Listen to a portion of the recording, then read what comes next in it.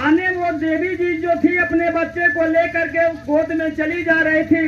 अंधेरी रात में ठोकर लगा, वो भी गिर गई और बच्चा हाथ से छिटक करके बेहोश हो गया। वो भी जान बचाने के लिए जल्दी जल्दी से भाग चली कि बदमाश हमको पकड़ लेंगे, हमको भी मारेंगे और हमारे बच्चे को भी मारेंगे। दोनों आने सामान भी छूट गई, वो बच्चा भी छूट गया और पति पत्नी का साथ भी छूट गया। भाग चले लोग। जब आप भागे हैं, किसी तरह से रोते बिलखते जो है स्टेशन पे पहुंचे और वो पति भी रो रहा है, पत्नी भी रो रही है, ये सोच सोच करके कि हमारा बच्चा जो है जंगलों में छूट गया, गिर गया। आज हमारे बचवा को ये जंगली जानवर जो है नोच नोच करके खा जाएंगे। हमेशा हमेशा के लिए हमारा बचवा से साथ छूट गया और जंगली जानवर अगर नहीं भी खाएंगे तो दूध के बिना तड़प तड़प करके हमारा बेटा मर जाएगा। ये सोच रही है, तब तक दिमाग में बात आती है। जब हम नामदान लेने के लिए गए थे, सत्संग सुनने के लिए गए थे, तो हमारे स्वामी जी महाराज ने कहा था, ऐ काको, तेरा बच्चा जब बड़ा हो जाएगा तो मैं नामदान दे दूंगा। वो फरियाद करती है, आए गुरु महाराज, आज महापुरुषों के दामन में दाग लगने जा रही है, आज आपके वचन जो है झूठे होने जा रहे हैं। आपने कैसे वादे किए थे कि बड़ा हो जाएगा तो मैं नामदान दे दूंगा। ये सोच रही है, अरमान सजाई रही है। तब तक देखा उधर गुरु महाराज क्या खेल करते हैं। उसी जंगल में एक कूली आता है और एक कंधे पे उस संदूक को उठाता है और एक कंधे पे उस मासूम बच्चे को उठाता है और लेकर के स्टेशन पे अंधेरी रात में चलाया। धोरारी होते होते स्टेशन पे पहुंच गया। आवाज लगाने लगा। आने ट्रेन खड़ी थी। ट्रेन में वो कूली जो है सामान और बच्चे को लेकर के आवाज लगा रहा, भाई ये किसी की सामान है, किसी का बच्चा है। खोजते खोजते उस डिब्बे में पहुंचा जिस डिब्बे में दोनों पति पत्नी रो रहे थे। पत्नी जब देख रही है कि ये हमारा बच्चा हमारी सामान है, दौड़ करके चरणों में गिर गई, भैया ये हमारा बच्चा है, हमें दे दो, ये हमारी सामान है। अपने पतिदेव से कहती है, जरा इनको जो है 2 रुपए निकाल करके दे दीजिए, बहुत मेहनत करके हमारे बच्चे को वापस लाए हैं। जब वो 2 रुपया निकाल करके आदमी देने लगा, कुली कहता है, हमें जो है पैसे की जरूरत नहीं है। सोचने लगी कि पैसे कम है, कहीं कि सारे सामान इनको दे दो, हम लोग चल करके भीख मांग करके जी लेंगे, बच्चा हम लोगों को मिल गया ना। जब सब सामान देने लगे लोग, तब वो कुली कहता, हमको लेना होता ना तो मैं सामान वही ले लिया होता। अरे काको, हमने तो वादा किया था कि तेरा बच्चा जब बड़ा हो जाएगा तो हम नामदान दे देंगे। आज उसी वादे को पूरा करने के लिए तुम्हारे बचवा को लेकर के आना पड़ा। और इतना ही कह करके ट्रेन से उतर करके गायब हो गए। तो ऐसे महापुरुषों का इतिहास होता है, अपने वादे से मुकरते नहीं है। स्वामी जी महाराज इतनी सारी भविष्यवाणियों को किए हुए हैं, अगर इनकी भविष्यवाणियां एक भी झूठी हो जाए तो ये सत्संग नाम का चीज मिट जाएगा, तब ये झूठ संग हो जाएगा। लेकिन हम और आप सत्संग का नाम देते हैं। लोग गुरु महाराज के वचनों पे अविश्वास करके लोग भटकने शुरू कर दिए। जिन लोगों ने हमको और आपको समझाया कि ये हमारे गुरु महाराज अनामी धाम से आए हुए हैं, ये साक्षात प्रभु हैं, इनके पास चला जाए, और हम और आप पहुंचे, हम लोगों ने देखा कि वास्तव में गुरु महाराज अनामी धाम से आए हुए हमारे प्रभु हैं। लेकिन जिन्होंने पहुंचाए वो अपने कदम को वापस खींच लिए, धोखे में पड़ गए कि ये स्वामी जी महाराज शरीर छोड़ करके चले गए। महापुरुष जब फार्मूला का प्रयोग करते हैं, बड़े बड़े साधकों को झकझोर करके रख देते हैं। इसलिए स्वामी जी महाराज ने कहा, बच्चा कभी अपने को पुराना मत समझ लेना। ये संत मत जो है, ये सीनियरिटी इसमें नहीं चलती है। आगे के लोग पीछे और पीछे के लोग आगे होते जाते रहते हैं। अरे खुदा, इस जमाने को क्या हो गया, जिसको चाहा वही बेवफा हो गया। आप ही ने बनाई ये हालत मेरी, आप ही पूछते हैं ये क्या हो गया। जिसने लगाया हमको और आपको गुरु महाराज के चरणों में, आज वो दूसरे के पीछे पीछे चलने लगे। देखा इस सारी चीजों को देखते हुए महापुरुषों ने पहले ही आवाज लगा दिया था। पलटू साहब ने आवाज लगा दिया, बहुत पुरुष के भोग से विषमा हो गई बात, विषमा हो गई बात, जाय के पुरुष घनेरे, एक की नहीं आज फिरे घर घर बहुत तेरे। बिना विचारे कह रहे हैं कि पलटू बिना विचारे जो सोचते हैं, गुरु के वचनों पे शंका करते हैं, वो मझधार में उनकी नैया फंसती है, वो धोखा खाते हैं। हमसे और आपसे कहीं वफादार ये कुत्ते होते हैं, भूखे प्यासे रह करके अपने पेट को दबा करके सो जाएंगे, लेकिन अपने मालिक के दर को छोड़ करके नहीं जाते। लेकिन ऐसे ऐसे लोग आज गुरु महाराज के दामन को छोड़ करके दूसरे के पीछे भाग गए। मान सम्मान के चक्कर में, धन दौलत के चक्कर में, गाड़ी जगह जमीन के चक्कर में स्वामी जी महाराज को ही लोगों ने भुला डाला। जिनके ऊपर हमने और आपने विश्वास किया, वही हमको और आपको धोखा दिए। गुरु के इश्क में हम कभी मुस्कुराया करते थे, गुरु के इश्क में कभी मुस्कुराया करते थे, उजालों में भी शोर मचाया करते थे, मगर जला डाला उसी दिए ने हमारा यासियां, जिस दिए को हवाओं से हम बचाया करते थे।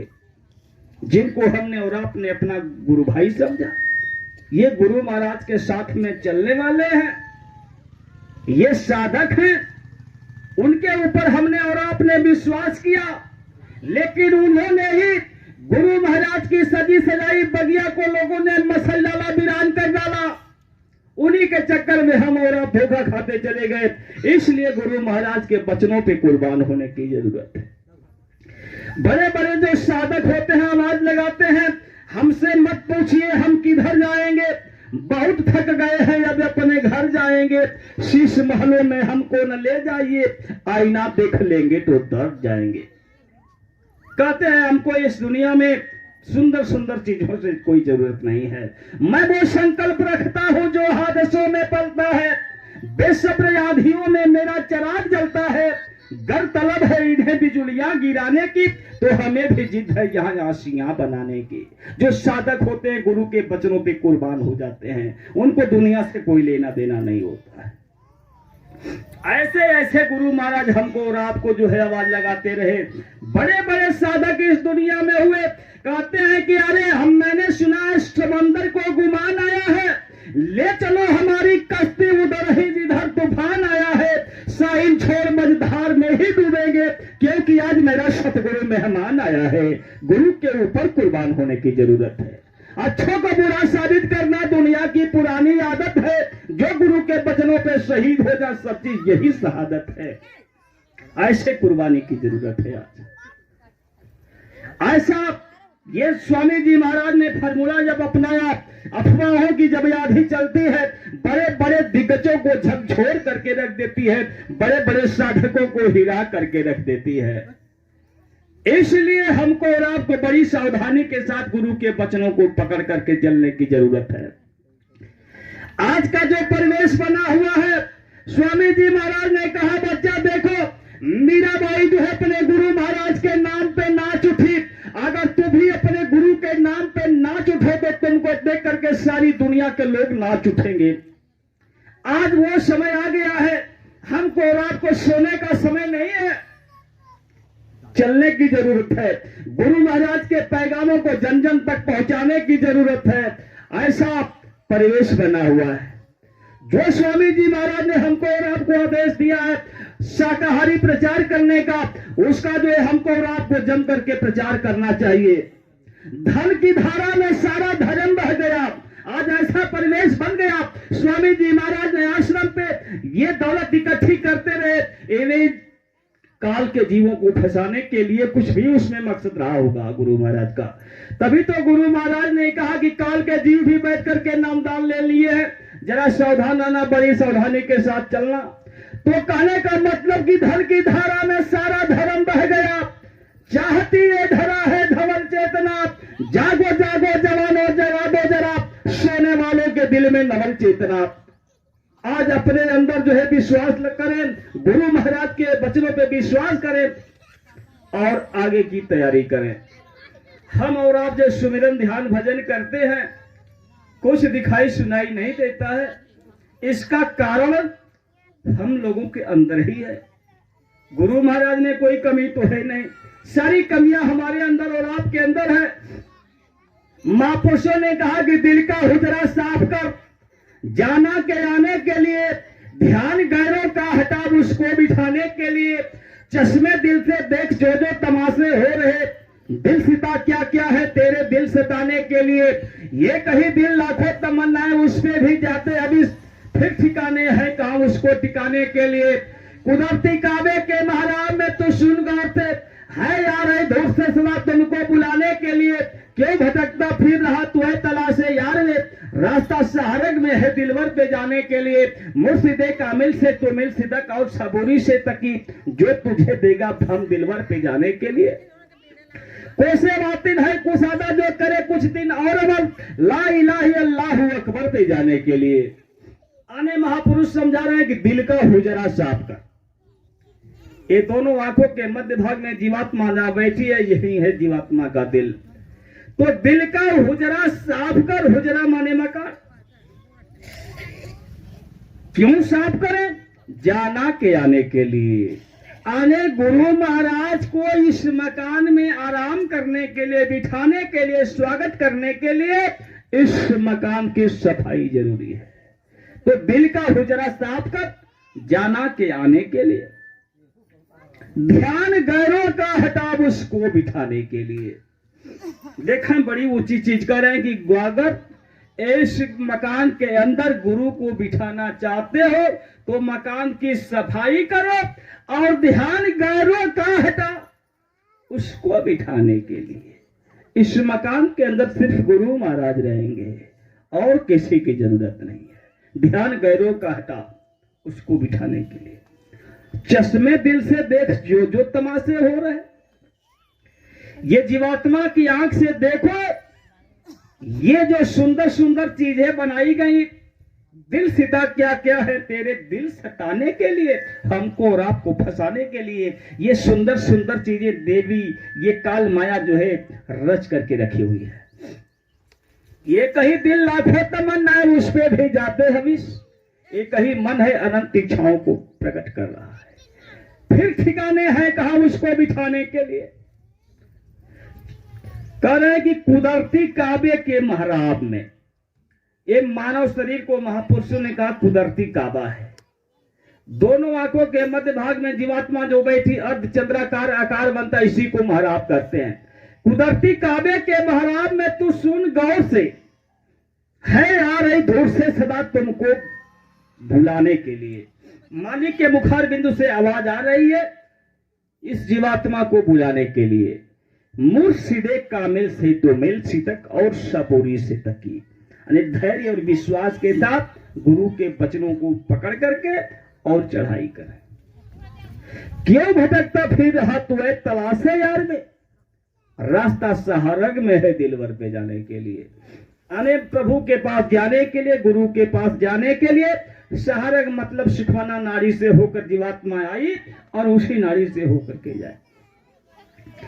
तब महापुरुष आकर के आवाज लगाते हैं, मेरी ओर कदम तो बढ़ा तेरा यार वफादार हूं मैं, जो भी है तेरे पास ला सबका खरीदार हूं मैं। इबादत गाहों में तू करता है मेरी तलाश, निकल इन पर्दों से या सरे बाजार हूं मैं। बेदिली भूल जाए अपनी गरीबी पे नारो, आए दिलवर हर जगह तेरे लिए दिलदार हूं मैं। आकर के महापुरुष आवाज लगाते थे, मेरी ओर कदम तो बढ़ा तेरा यार वफादार हूं मैं, हमसे बड़ा तुम्हारा दोस्ती दुनिया में कोई नहीं है। जो भी है तेरे पास ला सबका खरीदार हूं मैं। तेरे पास जो भी अब तक गुनाहों के पहाड़ को इकट्ठा किए हो सब मुझको दे दो, मैं लेने के लिए तैयार हूं। जो भी है तेरे पास ला सबका खरीदार हूं मैं। इबादत गाहों में तू करता है मेरी तलाश, निकल इन पर्दों से या सरे बाजार हूं मैं। तू मंदिर मस्जिद चर्च गुरुद्वारे में खोज रहा है, मैं तो तुम्हारे पास में तुम्हारे घाट पे मौजूद हूं, यहां तो आओ। बेदिली भूल जाए अपनी गरीबी पे नारो, तो अपने को गरीब कहता है? अरे इस धरती के कंकड़ को हीरा बना दिया जाए, इससे भी कीमती दौलत मैंने तुमको मुफ्त में दे रखी है, अपने को गरीब कहता है? बेदिली भूल जा, अपनी गरीबी पे ना रो। आज दिल भर हर जगह तेरे लिए दिलदार हूं मैं, हर जगह मैं तुम्हारे सामने खड़ा हूं। दादू राज्य की रिजक लिए खड़ा, देवे हाथों हाथ, पूरी पूरा पास है सदा हमारे साथ। ये स्वामी जी महाराज हमारे और आपके साथ मौजूद है। तब महापुरुष जब आकर के ये अपना जलवा दिखाते हैं तो कहते हैं कि बीत के तालीब के लिए हुस्न यार का दर फिर खुल गया। अपनी शोहरत से वो तौबा इस जहां में कर गया, चेहरा दिखाकर दिल चुराकर छिप गया पर्दे में, वो जिगर के पुराने जख्म पे एक और जख्म दे गया। अन्य महापुरुषों की अदा होती है, दीद के तालिब के लिए, दीदार चाहने वालों के लिए हुस्न यार का दर फिर खुल गया। अपनी शोहरत से वो तौबा इस जहां में कर गया, चेहरा दिखाकर दिल चुराकर छिप गया पर्दे में, वो जिगर के पुराने जख्म पे एक और जख्म दे गया। अनेक गुरु की ये अदा होती है, जब प्रेम होता है तो विरह की आग में झोंकते ही है। इसलिए लोगों ने आवाज लगाया कि मैं जो है इतने करीब आके दगा दे गए मुझे, मैं तो खुद ही जल रहा था, आके हवा दे गए मुझे।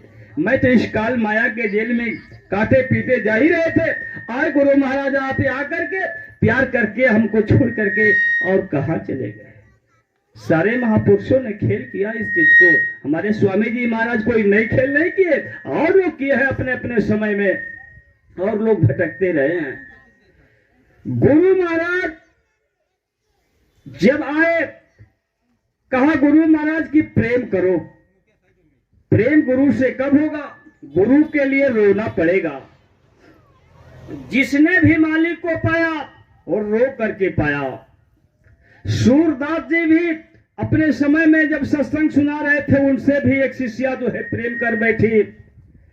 सूरदास जी ने कहा कि ए बेटी, अगर मालिक को पाना चाहती है तो गुरु से प्रेम कर लो, और जो है जब प्रेम होगा तो आंखों से आंसुओं की धार चलेगी। ये चरण दास जी ने भी किया। अखिया गुरु दर्शन की प्यासी, एक तक लागी पंत निहारो तनसु भय उदासी। रैन बिना मोह चैन नहीं, चिंता अधिक सतावे। तलफत रहू कल्पना भारी, निश्चल बुद्धि नहीं आयो। तन गयो सुख हो कति लागी, हृदय पावक बाही। खिन में लेती खिन में बैठी, घर अंगना खिंठारी। भीतर बाहर संग सहेली, बात नहीं समझावे। चरण दास गुरुदेव प्यारे, नैना न दर्शावे। आने वो शिष्या जो है गुरु से प्रेम कर लेती है। आखिया गुरु दर्शन की प्यासी, गुरु के दर्शन को करने के लिए वो शिष्या की आंखें जो है तरस रही है। एक तक लागी पंत निहारू तनसु भई उदासी। आने इस दुनिया से उदास होकर के एक तक जो है अपने गुरु का इंतजार कर रही है, रास्ते को निहार रही है। तनसु भई उदासी, रैन बिना में चैन नहीं, चिंता अधिक सतावे। रातों दिन वो शिष्या जो है रो रही है। तलफत रहो कल्पना भारी, निश्चल बुद्धि नहीं आयो। अने मैं मालिक के लिए, गुरु के लिए तड़प रही हूं। तन गए सुख हो कति लागी, हृदय पावक बारी। अरे हमारी शरीर जो है बिल्कुल जर्जर हो गई, दुर्बल हो गई। मालूम होता है कि हमारे हृदय में आग लगी हुई है। रैन दिना में चैन है, चिंता अधिक सतावे। तलफत रहूं निश्चल बुद्धि नहीं आयो। तन गयो सुख हो कति लागी, हृदय पावक बाढ़ी। खिन में लेती खिन में बैठी, घर अंगना खिंठारी। आने वो शिष्या जो है अपने गुरु के वियोग में पागल बनी हुई है। कभी घर में बैठ रही है, कभी बाहर जा रही है, कभी बाहर से अंदर, बाहर से अंदर होती रहती है। सखी सहेलियां समझाती, अरे सखी आखिर तुमको क्या हो गया? तुमको न घर में चैन न बाहर चैन, हमेशा बेचैन रहती हो। आखिर तुमको क्या हो गया? इतनी दुबली पतली होती चली जा रही, आखिर हुआ क्या तुमको? वो करें कि भीतर बाहर संग सहेली, बात नहीं समझावे। चरण दास गुरुदेव प्यारे, नैना ना दर्शावे। हमारे गुरु महाराज हमको दिखाई नहीं देते। मैं अपने स्वामी जी महाराज के लिए रो रही हूं। देखा इस दुनिया में आकर के लोगों ने कैसी कैसी गुरु भक्ति की मिसाल पेश की। बात उस समय की जिस समय उत्तर प्रदेश के बदायूं जिला में हजरत शेख निजामुद्दीन औलिया महबूबे इलाही साहब आए हुए थे और वो सत्संग जारी किए थे। बहुत बड़ा जन सैलाब जो है उमड़ चुका था। जब लोगों का जमघट इकट्ठा होता चला गया तब उन्होंने जो है एक नियम निकाला। जितने चढ़ावे लोग ला करके भक्त चढ़ाते थे उसी चढ़ावे को लोगों में बांट दिया करते थे। चाहे पैसा हो, कोई किसी प्रकार की सेवा हो, बांट दिया करते थे। अब जो है चारों तरफ ये शोहरत फैल गई कि महात्मा जी के आश्रम में चलने पे दया मिलती है। ये शोहरत जब चारों तरफ फैली है, गांव देहात से एक बुजुर्ग आदमी चला। ये सुन करके चलेंगे महात्मा जी के पास, कुछ दया हो जाएगी।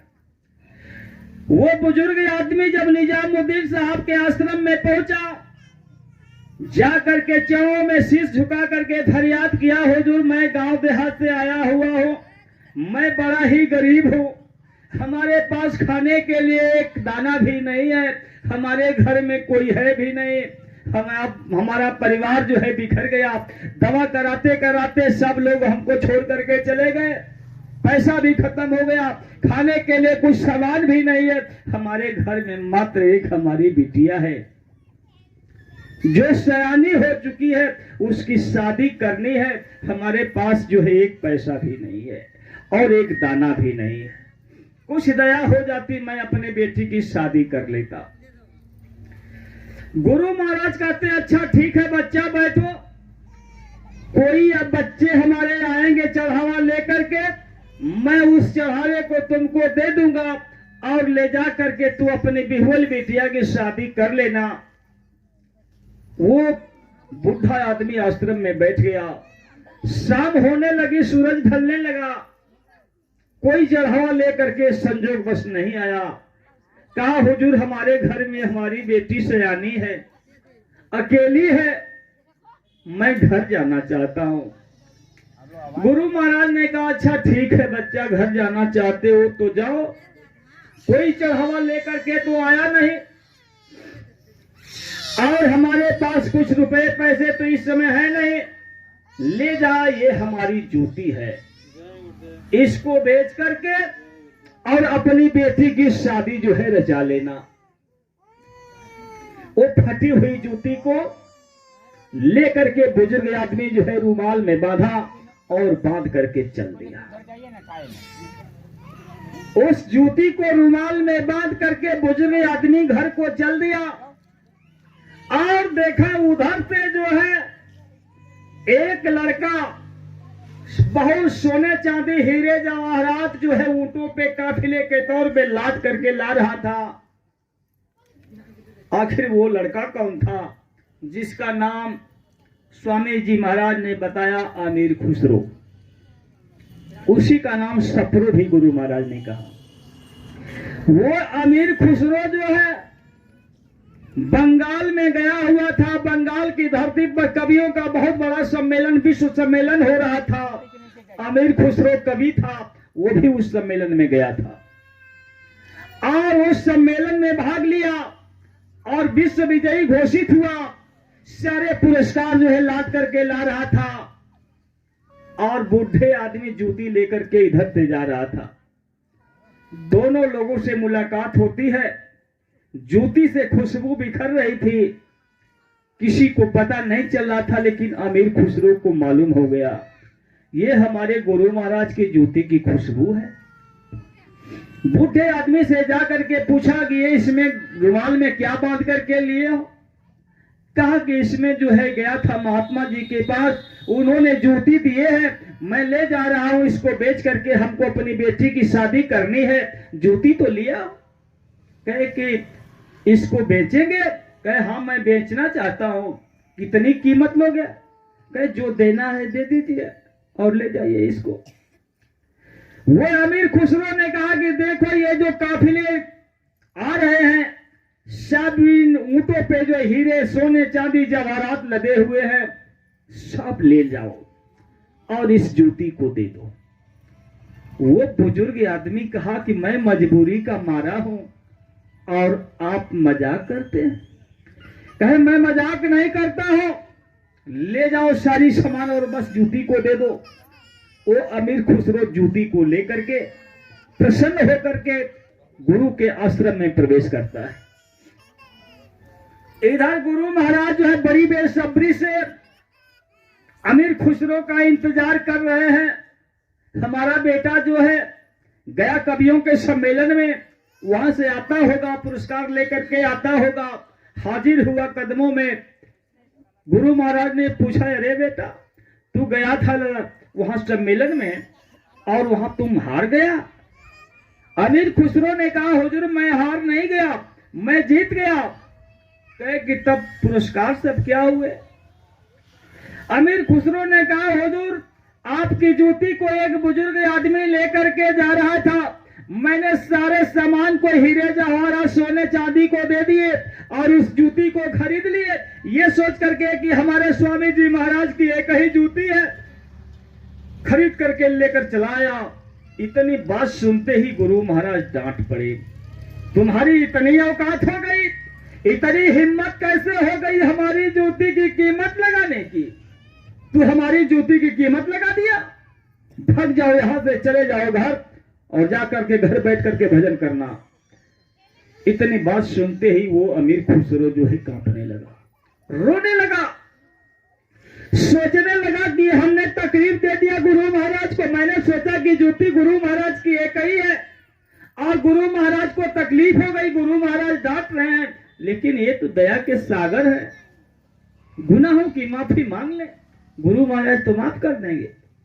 लेकिन वो अमीर खुसरो ने सोच लिया कि गुरु के आदेश का पालन ही गुरु भक्ति होती है। गुरु भक्ति कोट कोट करके भरी हुई थी।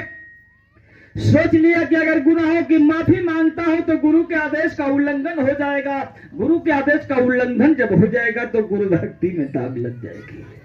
रोते हुए अमीर खुसरो अपने कदम को वापस खींच लिया, चला आया घर। घर आकर के अब जो है रो रहा है, विरह की आग गुरु महाराज लगा दिए। अब जब रातों दिन जब रोने लगा, इधर देखें गुरु महाराज रोज सत्संग सुनाते रहे, प्रेमियों को बुला करके सत्संग के बीच में गुरु महाराज रोने लगते थे। देखें गुरु का अपने भक्तों से प्यार, सत्संग सुनाते सुनाते रोने लगते थे कि हमारा बेटा था, हमारा बच्चा था अमीर खुसरो, मैंने उसको डांट करके भगा दिया, पता नहीं कैसे होगा, कह करके गुरु महाराज रोने लगते थे। सारी संगत के लोग रोने लगते थे।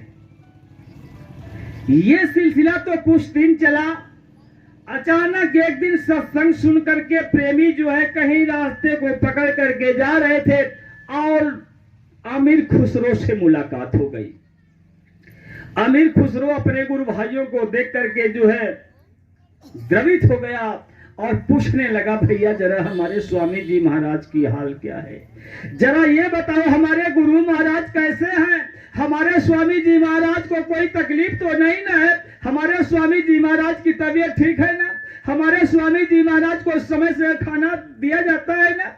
रो करके कह रहा था। सब लोगों ने कहा, अरे तू अमीर खुसरो बड़ा जालिम है, तू बड़ा ही कुकर्मी है, तू अपने गुरु महाराज के लिए, हमारे स्वामी जी महाराज के लिए बड़ी तकलीफें दिए हो, तुम्हारे लिए गुरु महाराज रोज रोया करते हैं। ये आवाज सुन करके अमीर खुसरो के अंदर जो विरह की आग लगी थी, वो विरह की आग अब धधक जाती है। हमारे लिए स्वामी जी महाराज रोज रोते हैं। जब वह रातों दिन अमीर खुसरो जब रोने लगा, आप देखें गुरु का सिंहासन हिल उठा। जो मालिक के याद में दो बूंद आंसू गिरा दें, उस आंसुओं को गुरु महाराज कभी जो है बर्दाश्त नहीं कर पाते हैं।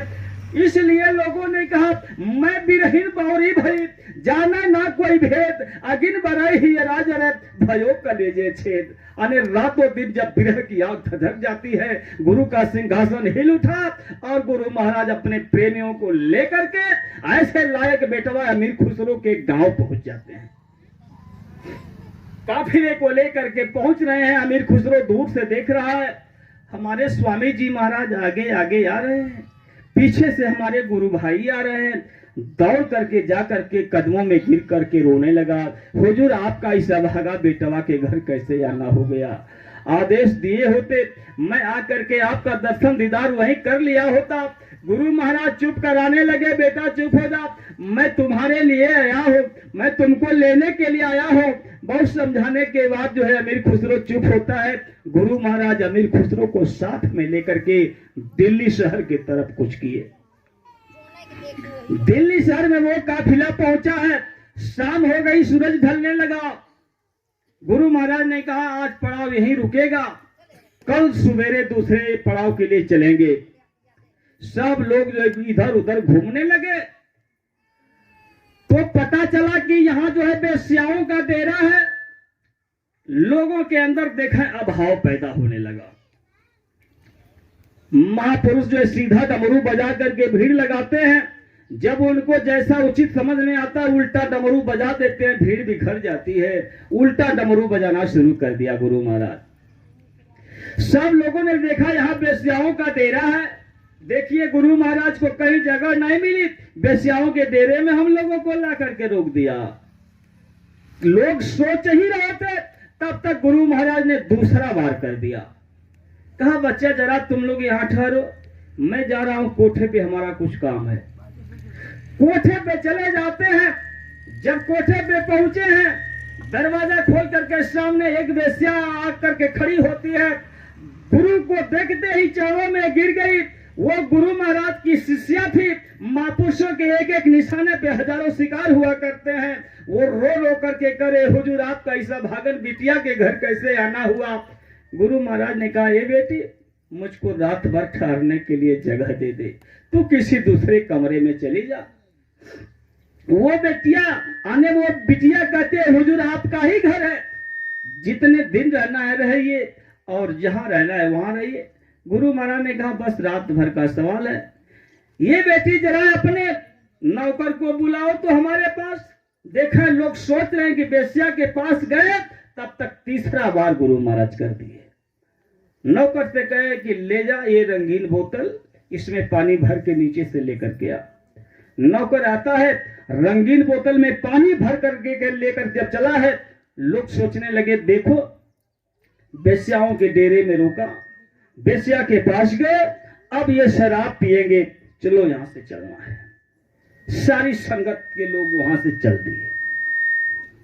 अमीर खुसरो वही बैठा इंतजार कर रहा है। भुरारी होती है, गुरु महाराज कोठे से नीचे जब आते हैं, सारी संगत खाली है। गुरु महाराज ने अमीर खुसरो को देख करके पूछा, रे अमीर खुसरो और लोग कहां गए? उसने कहा कि फला आदमी इस टाइम चला गया, फला आदमी इस टाइम चला गया। तो गुरु महाराज ने कहा, रे बेवकूफ तो तू यहाँ क्या कर रहा है, तुमको भी चला जाना चाहिए था। कहा हुजूर चला तो मैं भी गया होता, लेकिन हमको आपके सिवा इस दुनिया में कहीं कोई जगह स्थान नहीं है। अगर आपका हुक्म आदेश है तो मैं जिंदगी की आखिरी श्वास में आपके कदमों में ही व्यतीत कर दूंगा, मैं आपको छोड़ करके जाने वाला नहीं हूं। तब गुरु महाराज ने कहा चलो हमारे साथ चलना है। अब अमीर खुसरो को लेकर के आते हैं, नए सिरे से संगत की तैयारी करते हैं। जैसे स्वामी जी महाराज की इतनी बड़ी संगत जो है बिखर गई, आज गिने चुने लोग हम लोग बचे हुए हैं। इसी तरह से धीरे धीरे संगत की तैयारी हुई।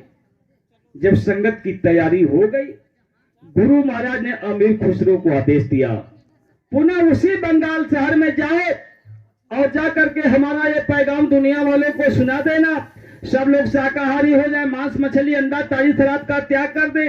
मानव शरीर अमोलक मानव मंदिर है, इसी मानव शरीर से मालिक को प्राप्त किया जा सकता है। ये संदेशा सुनाना शुरू कर दिया अमीर खुसरो जाकर के। और इधर देखें गुरु महाराज क्या करते हैं, संगत को बुलाया, संगत को बुला करके गुरु महाराज ने कहा, बच्चा देखो हमारे जाने का समय हो गया, मैं शरीर को छोड़ करके जाना चाहता हूं। सब लोग रोने लगे, कहे हुजूर हम लोगों का क्या होगा। गुरु महाराज ने कहा, मैं तुमको नामदान दे दिया हूं ना, तुम्हारी जब इच्छा हो इस घाट पे चले आना, मैं यहां सदा मौजूद रहता हूं, मुझसे बात करने की इच्छा हो बात कर लेना। सब लोग चुप हो जाते हैं। गुरु महाराज ने आदेश दिया, देखो हमारा बच्चा जो है, हमारा बेटवा अमीर खुसरो जो है बंगाल शहर में गया है हमारे पैगाम को लेकर के। वो बच्चा जब आएगा, इधर हमारा समय जो है पूरा हो गया, इस शरीर को छोड़ करके मैं जा रहा हूं, तो मैं तुमको ये आदेश देता हूं कि हमारी जीवात्मा जब इस रूह से अलग हो, यानी ये रूह जो है जिस्म से जुदा हो जात, शरीर से अलग हो जात, तो हमारी इस लाश को जो है कब्र खोद करके दफना देना। आने कब्र खोद करके हमारी लाश को दफना देना। तुम्हारी जैसे इच्छा हो पूजा पाठ हवन जाप कर लेना, लेकिन जब वो है अमीर खुसरो आएगा, उसको हमारी इस कब्र के पास में आने मत देना। लोगों ने पूछा, हुजूर वो अमीर खुसरो आएगा तो इस कब्र के पास में उसको क्यों नहीं आने दिया जाएगा। गुरु महाराज ने कहा है, बेटा देखो, जब हमारी ये लाश जो कब्र में दफना दोगे, वो अमीर खुसरो हमारा जब बेटवा आएगा, जब उसको पता चलेगा कि हमारे स्वामी जी महाराज हमको छोड़ करके इस दुनिया से चले गए, तो हमारा बेटवा हमारे बिना पागल हो जाएगा। इसलिए पागल होकर के वो हमारा बेटवा इस कब्र के पास में जब आ जाएगा, ये हमारी लाश जो है इस कब्र को फाड़ करके ऐसे गुरु भक्त को गले से न लगा ले, ऐसा भारी चमत्कार न हो जाए, इसलिए हमारे उस बेटवा को इस कब्र के पास में मत आने देना। ये हुक्म फरमा करके निजामुद्दीन साहब इस दुनिया को छोड़ करके चल दिए। आखिर वो अमीर खुसरो आता है। जब अमीर खुसरो पैगाम को सुना करके वापस आया, सबसे पहले अमीर खुसरो आ करके सोचा चलेंगे स्वामी जी महाराज का दर्शन दीदार कर लें। अपने स्वामी जी महाराज के कुटिया में पहुंचता है। उस कुटिया में जब पहुंचा तो एक सेवादार जो था दरवाजे पे खड़ा होकर के पहरेदारी कर रहा था। अंदर को पहुंचता है अमीर खुसरो, कुटिया में पहुंच करके देखा तखत खाली है। स्वामी जी महाराज का पूछ बैठा अपने गुरु भाई से, भैया हमारे स्वामी जी महाराज कहाँ हैं? कहा भैया हमारे स्वामी जी महाराज दिखाई नहीं दे रहे, कहाँ है? वो गुरु भाई जो था सेवादार था, चुप हो गया। 2-4 बार अमीर खुसरो पूछता रह गया, क्यों नहीं बोल रहे, आखिर हमारे स्वामी जी महाराज कहाँ हैं? जब नहीं बोला तो अमीर खुसरो को कुछ शंका हो गई। फिर भाग करके जाता है, अपनी गुरु बहन रुखसाना के पास पहुंचा, जो स्वामी जी महाराज के लिए खाना बनाया करती थी, सेवा सत्कार किया करती थी। उस रुखसाना बहन के पास पहुंचा, बहन हमारे स्वामी जी महाराज कहाँ हैं? वो भी चुप हो जाती है। 2-4 बार पूछा, बहन क्यों नहीं बोल रही, आखिर हमारे स्वामी जी महाराज कहाँ हैं? जब नहीं बोली, अब जब रोने लगी तो अमीर खुसरो को शंका हो गई। कहा बहन हमारे स्वामी जी महाराज कहाँ है बताओ। वो रुखसाना बहन जो है रो रो करके अपने गुरु भाई से करे, भैया हमारे स्वामी जी महाराज अब हम लोगों को छोड़ करके सदा सदा के लिए चले गए। स्वामी जी महाराज सपना हो गए, अब स्वामी जी महाराज नहीं आएंगे, हम लोगों को छोड़कर चले। वो इतनी बात को सुन करके वास्तव में वो अमीर खुसरो पागल हो गया। पागल होकर के दौड़ पड़ा, हमारे स्वामी जी महाराज को कहां दफनाया गया है। कब्र के पास जब पहुंचा, लोगों ने रोक दिया, खबरदार नहीं जा सकते हो, गुरु महाराज का सख्त आदेश है, उस कब्र के पास नहीं जा सकते हो। पूछा आखिर क्यों नहीं जा सकता हूं? लोगों ने कहा कि गुरु महाराज का ऐसा आदेश है कि तुम जाओगे तो उनकी लाश जो है कब्र को फाड़ करके तुमको गले से लगा लेगी, ये भारी चमत्कार न हो जाए, इसलिए तुमको आदेश नहीं है। वही अमीर खुसरो बैठ करके कलम कापी निकालता है और लिखा, गोरी सोवे सेज पे मुख पे डाले केस, चल खुसरो घर यापन और रैन भई जो देश। वही अमीर खुसरो अपने गुरु के याद में दूर बैठ करके सोच लिया, जब हमारे स्वामी जी महाराज हमको छोड़ करके चले गए, खाना पानी त्याग करके अपने प्राण को वहीं त्याग दिया। अपने गुरु के बगल में अमीर खुसरो की समाधि बनी दिल्ली शहर में। ऐसे ऐसे भक्त आए हमारे और आपके बीच में।